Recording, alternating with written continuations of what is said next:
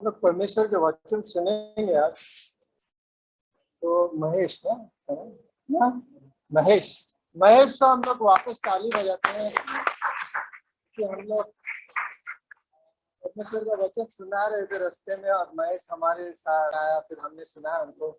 और वो एक क्रिश्चियन हॉस्टल में कितना 5-6 साल निकला ना, क्रिश्चियन हॉस्टल 7 साल क्रिश्चियन हॉस्टल में था। और फिर बाद में वो चर्च भी गए, कुछ समय बाइबल स्टडी भी गया किया है। तो यीशु मसीह के बारे में जरा जानते हैं। जब मैं सुना रहा था तो मैं बोला जानता हूँ। तो हमारे साथ हमारे बीच में आया है। प्रार्थना कीजिए महेश के लिए, क्योंकि उसको काम का जरूरत है, काम ढूंढ रहा है। तो प्रार्थना करें उसको परमेश्वर काम दे, और जरूर देगा ना परमेश्वर, अगर हम प्रार्थना करें जरूर देगा। तो हम लोग का आज वचन में जाएंगे। तो आओ प्रार्थना करते हैं। परमेश्वर, हम लोग का आज आपको धन्यवाद देते हैं कि आपने ये अवसर दिया है कि हम आपका वचन सुने और यीशु मसीह आपको करीबी से जाने। और यीशु मसीह आप जीवित है, हमारे प्रार्थनाओं को सुनते हैं, हमारा आवाज आपके पास जाता है और आपका वचन जो हमें जीवन देता है, हर एक व्यक्ति को जीवन देता है। परमेश्वर, उस वचन को हम ऊंचा उठाते हैं और इस वचन के द्वारा आपको महिमा देते हैं। हर एक को वचन जो सुने परमेश्वर उनको कान देना और उनका ध्यान आप पर लगे और वो ध्यान से सुने। ये प्रार्थना हम यीशु मसीह के नाम से करते हैं, आमीन। तो आज हम लोग देखेंगे कि हमारे जीवन में एक चीज जरूरी है कि हम लोग का सोच क्या है, हम लोग क्या सोचते हैं।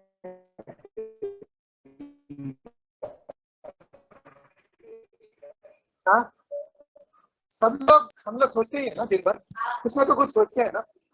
हाँ, सोचते रहते हैं हम लोग, सोचते हैं बहुत कुछ सोचते हैं हम लोग ना, दिन भर कुछ ना तो कुछ सोचते रहते हैं। तो हम लोग क्या सोचते हैं, क्या सोचना चाहिए, हमारा जीवन में क्या सोच होना चाहिए, वो जरूरी है। अगर हम लोग का सोच सही नहीं रहा तो हम लोग का विवेक यानी हम लोग का इमोशन जो हमारे सोच से जो निकलता है वो हमेशा इस प्रकार रहेगा कि हम लोग झुका जैसा रहेगा, झुका हुआ। हाँ, अब कोई आदमी रास्ते में चलता है, रास्ते में चलते से हम समझ जाते हैं कि आदमी अभी क्या सोच रहा है। ऐसा चलता है रास्ता में, उसको लगता है कि वो भारी बोझ लेके चल रहा है। सोच उसने ज्यादा सोचा है, सवेरे उठ के ज्यादा सोचा है तो बोझ लेके चलता है, तो हम लोग समझ जाता है।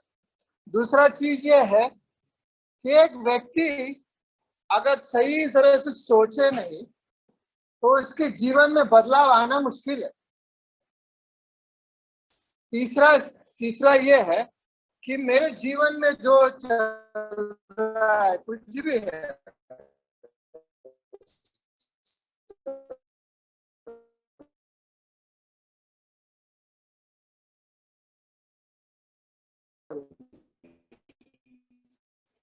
मेरे जीवन में कुछ भी चल रहा है, अगर मैं उसी के बारे में सोचते रहूं क्या रहेगा, क्योंकि मेरा ध्यान उसी में है, परमेश्वर पे नहीं।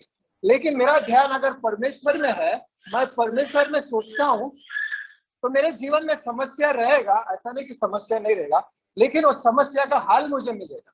क्या मुझे करना है, परमेश्वर मेरा जीवन में कैसे वो हल हो सकता है, वो प्रश्न का उत्तर परमेश्वर देगा।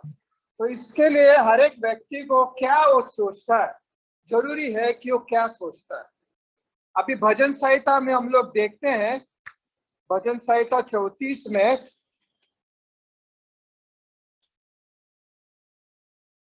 यहाँ पर ये भजन है, दाऊद का भजन है। उसने क्या सोचता है अपने बारे में, क्या परमेश्वर के बारे में क्या सोचता है, उसने लिखा है। तो हम लोग पढ़ते हैं और फिर एक आदमी का उदाहरण देखेंगे जो आदमी सोच विचार में सही नहीं था, तो उसका क्या परिणाम हुआ, लेकिन वो परमेश्वर आने के बाद उसका क्या परिणाम हुआ, दोनों हम लोग देखते हैं। तो यहाँ पे दाऊद का भजन में ऐसा लिखा है 34 में, Psalms 34, मैं हर समय, दाऊद का कहना है मैं हर समय बोला तो सवेरे उठते ही और रात को सोने के पहले, हर समय पूरे दिन यहोवा का धन्य कहा करूं। परमेश्वर का मैं जिससे उठता हूँ, दाऊद कहता है कि हर समय सवेरे से लेकर रात मैं परमेश्वर का हमेशा धन्य करता हूँ।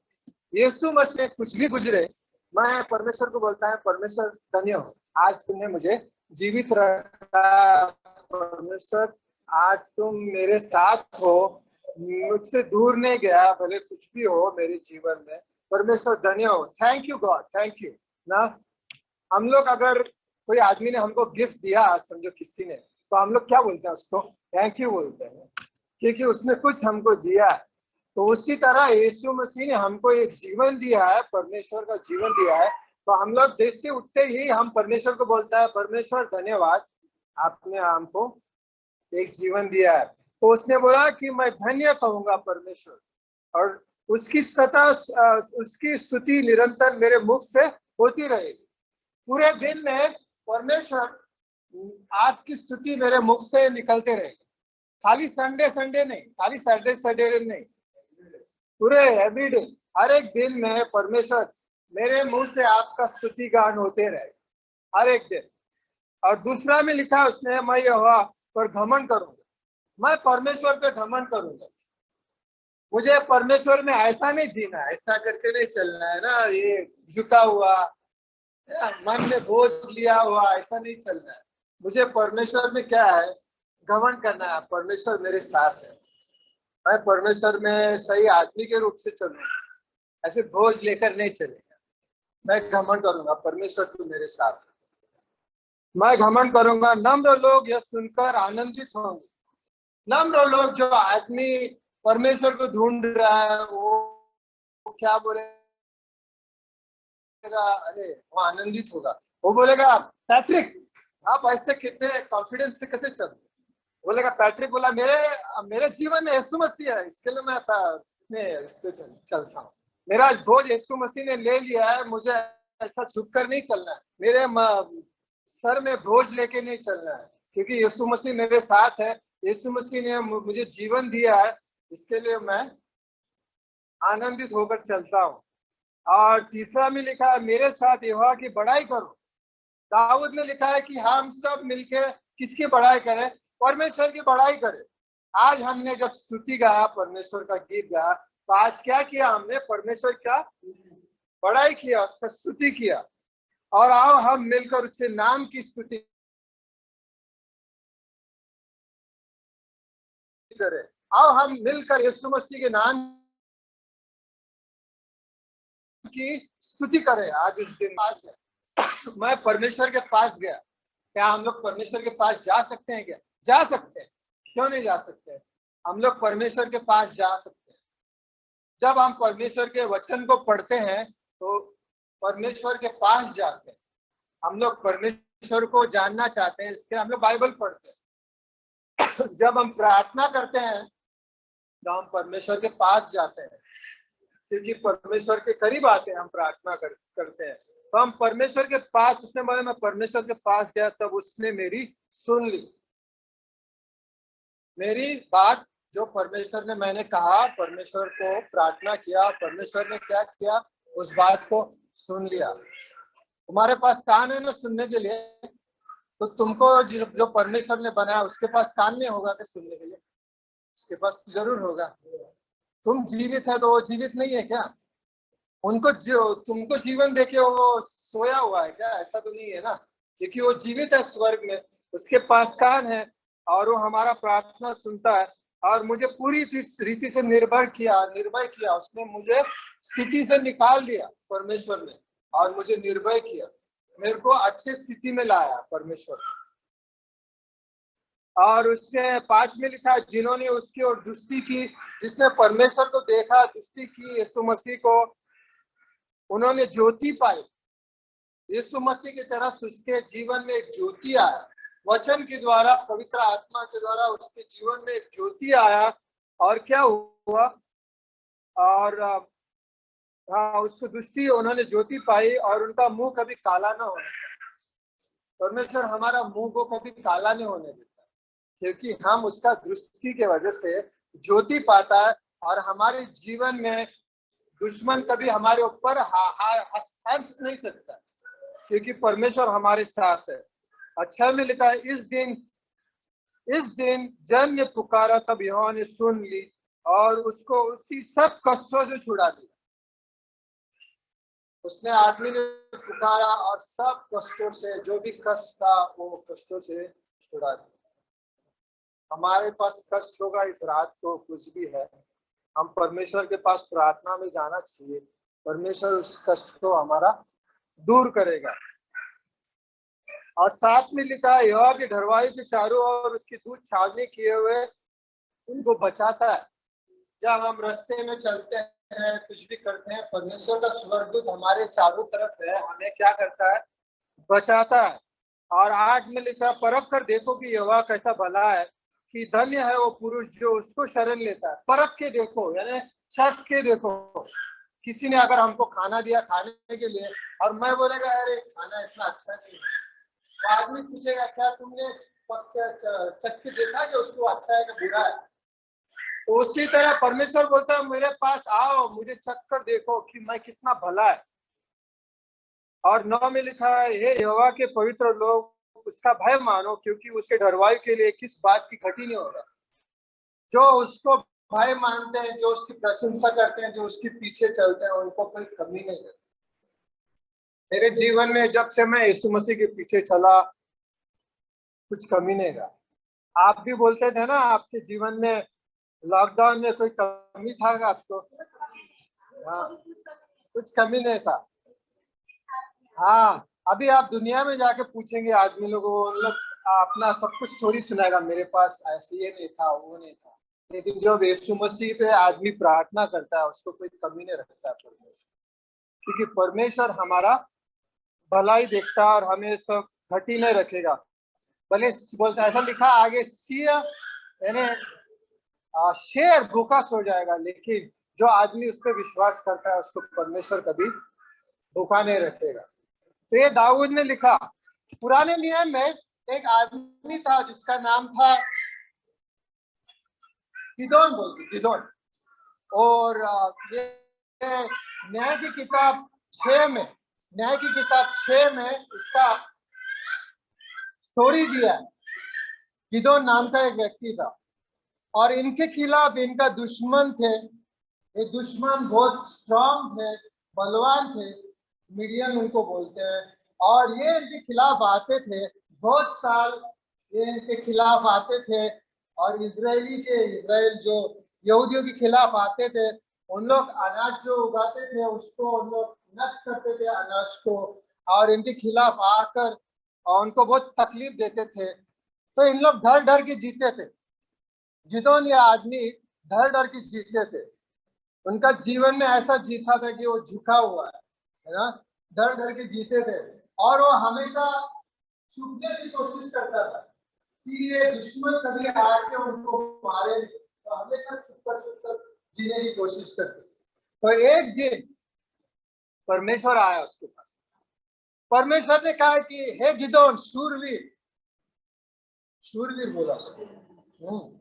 बोला कि परमेश्वर ने बोला कि मेरे नजरों में तू बड़ा व्यक्ति, तू क्यों छुपता है, तू क्यों दूर रहता है? तो गिदोन ने बोला कि परमेश्वर, मेरा परिवार तो बहुत छोटा है, हम तो छोटे लोग हैं, मेरा परिवार छोटा है और हमारे पास कुछ है ही नहीं, हमारे पास उपज भी मिलना मुश्किल है। और परमेश्वर, ये जो हमारे दुश्मन है हमें आकर हमेशा तकलीफ देता है। और मैंने ये सुना था कि परमेश्वर तुमने यहूदियों को लाल नदी से निकाला, सब नदी से निकाल कर ये सब कुछ उनके जीवन में किया, अद्भुत कार्य किया। लेकिन परमेश्वर आज आप कहाँ हैं? मुझे लगता है कि आप मेरे से दूर हैं। तो परमेश्वर ने क्या जवाब दिया उनको? परमेश्वर ने कहा, नहीं, मैं तुझे जीत दिलाऊंगा, मिडियन के ऊपर मैं तुम्हें जीत दिलाऊंगा, तेरे हाथ से जीत दिलाऊंगा। तो गिदोन ने कहा कि मेरे हाथ से ये कैसे हो सकता है? और उन्होंने कहा कि परमेश्वर, मुझे लगता है ये नहीं होगा। लेकिन परमेश्वर ने कहा, नहीं, मैंने तुझे चुना है। यूहन्ना की किताब 15:16 में लिखा है, परमेश्वर ने हम सभी को चुना है इस दुनिया में। किस लिए चुना है? खाली खाली खाना खा के जी के मरने के लिए चुना है, क्या कुछ काम के लिए चुना है? कुछ तो महान काम करने के लिए हमको चुना है परमेश्वर ने, सभी को चुना है।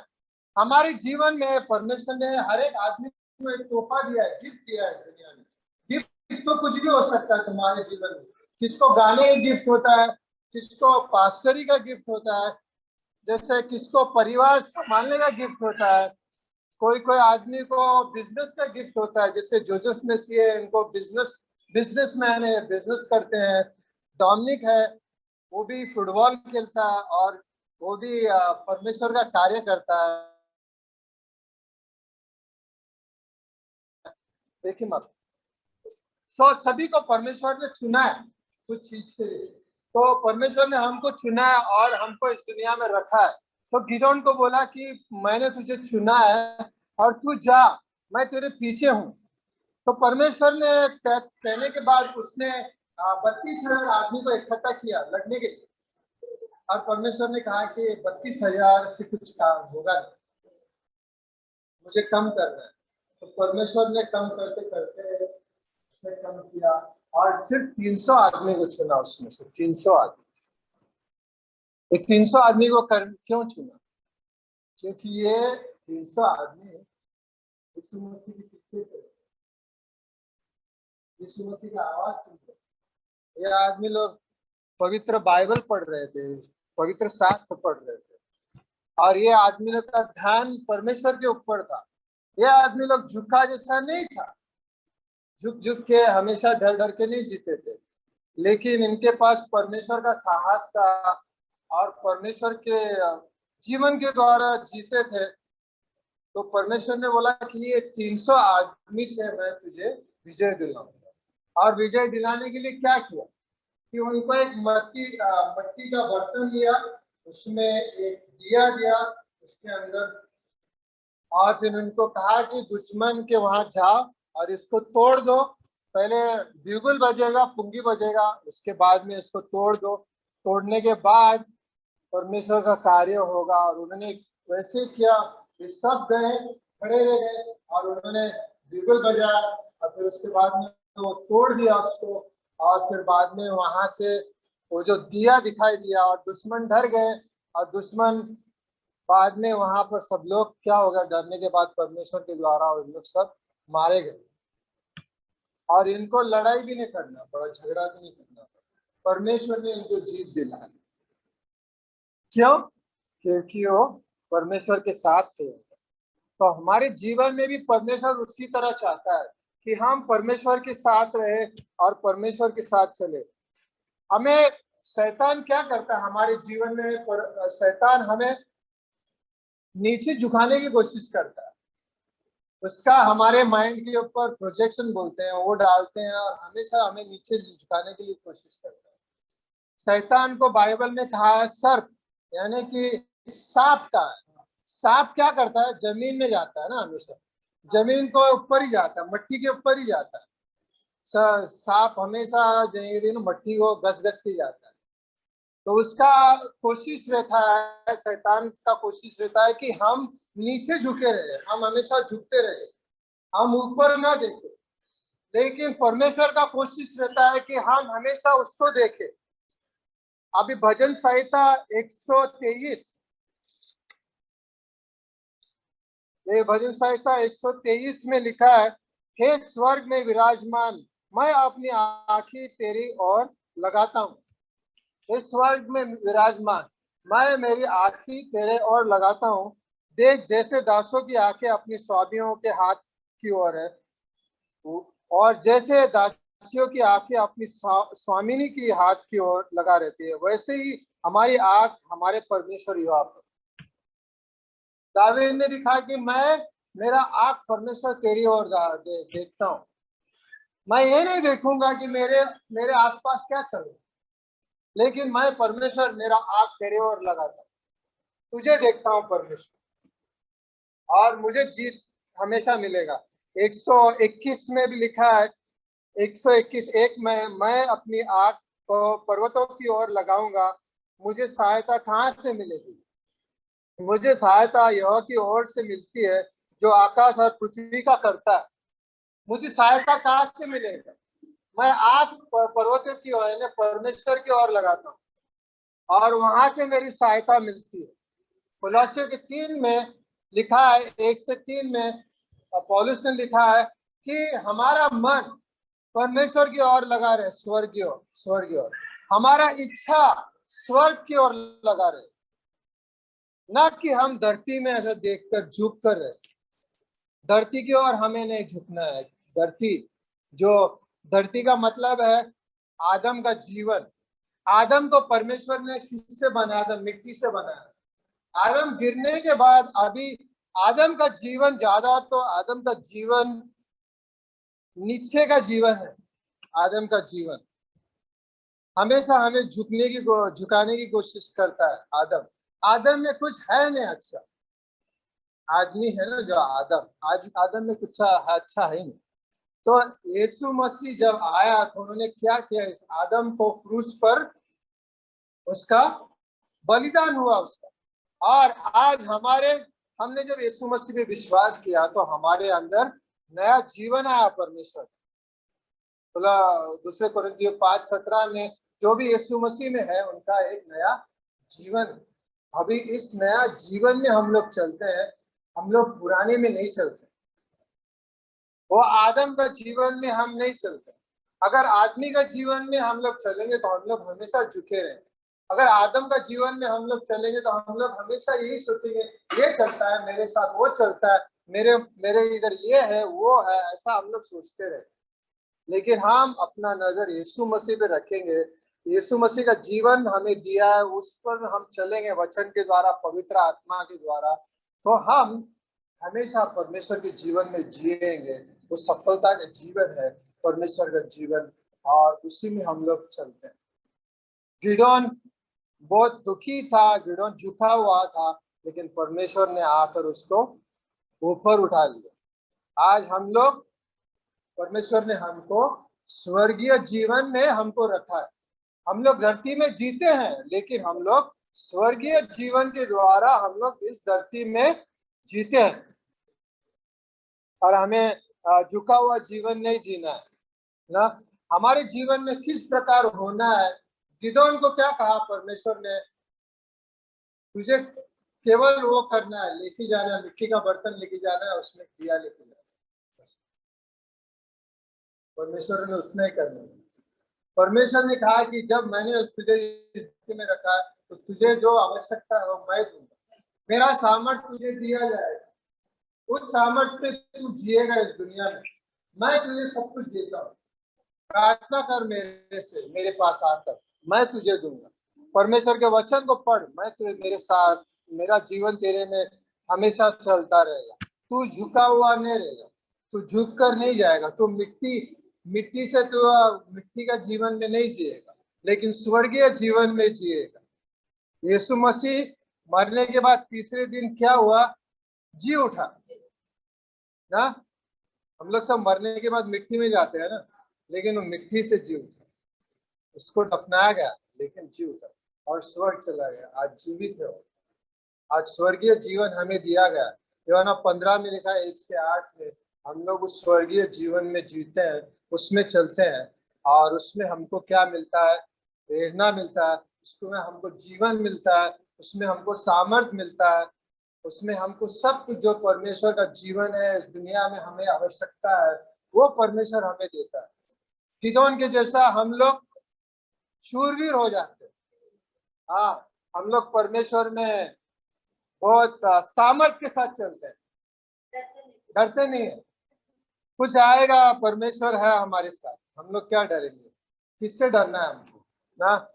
शैतान को मालूम है हम लोग यीशु मसीह में है, तो उसका कोशिश रहेगा हमारे खिलाफ आने के लिए, लेकिन हम लोग बोलेगा हमारे साथ यीशु मसीह है ना। यीशु हमारे चारों तरफ है, हम लोग यीशु मसीह के साथ चलेंगे। तो सवेरे उठेंगे, दाऊद ने लिखा ना, मैं सवेरे उठता हूँ, परमेश्वर तेरे ओर जाता हूँ, तुझे धन्यवाद करता हूँ, तेरे जीवन में जीता हूँ।